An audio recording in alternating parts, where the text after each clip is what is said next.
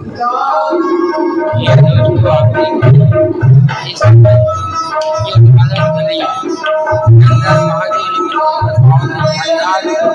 आज मंडूल हो रहा है और जी को आज मंदिर रात को बहुत ही शानदार सजाया गया है। आप देख रहे हैं इस समय ये अलवर यानी कि बाजार के अंदर भोलेनाथ जी का मंदिर बहुत ही शानदार बहुत ही बढ़िया है। तो आज आप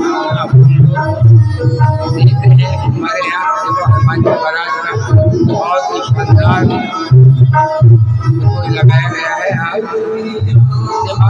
और ये भोलेनाथ में बड़ा सजाया गया है।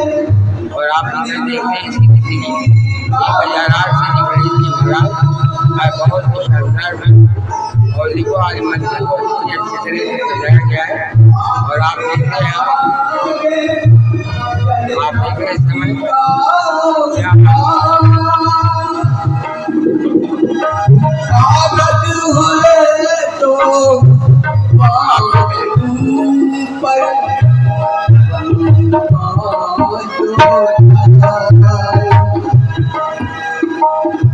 एक दिन किस्मत के कारण बन को गए थे रघुराई करम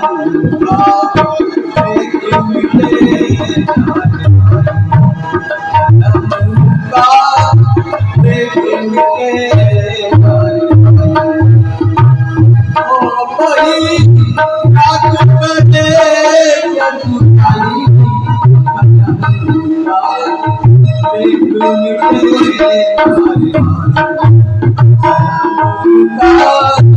लेकिन